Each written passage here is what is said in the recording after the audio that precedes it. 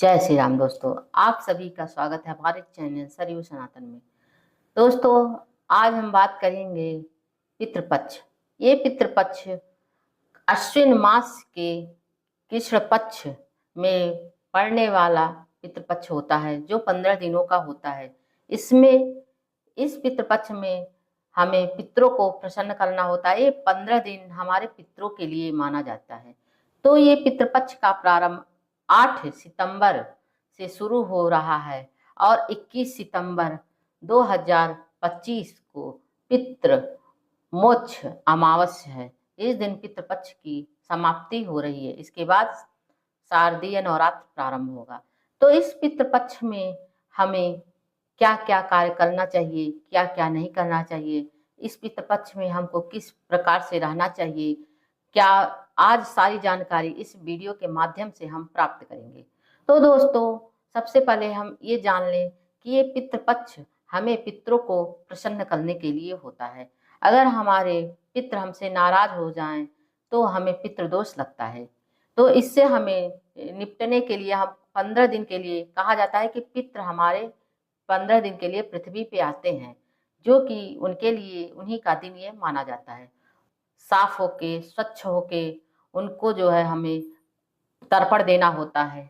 तर्पण में हमें जो है जिस दिन से पितृपक्ष प्रारंभ होता है उस दिन से हमें जो पीतल की थाली ले लें और उसमें हमें काला तिल, अक्षत और जो है गंगा जल, सफेद फूल डाल कर और कुश, मेन कुश होता है, डाल करके पितरों को तर्पण करना होता है। तो इसमें आप तिथि के हिसाब से जिस दिन आपके पितृ इस दुनिया से गए हों, परलोक सिधारे हों, तब तक हमें ये जो है तर्पण करना होता है। ये तर्पण हमें पहले दिन पितृपक्ष से शुरू करना होता है और अमावस्या तक करना होता है। इसके बीच में जिस दिन जिसके यहाँ जिस हिसाब से होता हो, जिसके यहाँ जिनके पिताजी दादाजी परलोक को सिधारे हैं, उस दिन तक, उस तिथि तक उनको ये तर्पण करना होता है और उसके बाद उसी दिन उनको श्राद्ध करना होता है। और इस श्राद्ध में इन्हें ब्राह्मण को बुला के, घर को साफ स्वच्छ पहले करके ब्राह्मण को बुला के पूरी सब्जी, खीर आदि वगैरह बना करके ब्राह्मण को खिलाया जाता है। उनको वस्त्र दान दिया जाता है, दक्षिणा दान दिया जाता है। उससे पहले भोजन बना के कौवा, गाय आदि के लिए ग्रास निकाला जाता है। माना जाता है कि हमारे पितृ से तृप्त होते हैं।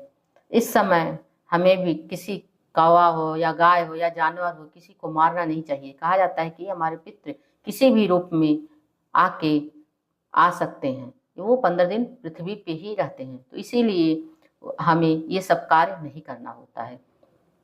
इस दिन हमें, इस पितृपक्ष में हमें कभी अपने फ्रिज में या किचन में खाना बना करके बासी भोजन नहीं खाना चाहिए। इस टाइम आटा गूंथ करके फ्रिज में तो बिल्कुल नहीं रखा जाता है। कहा जाता है कि पितृ जो है पिंड रूप में हो जाते हैं।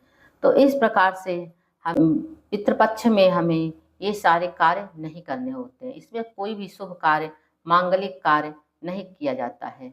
इसमें महिलाएं अपना बाल ना कटवाएं और कोई भी नया कार्य ना करें।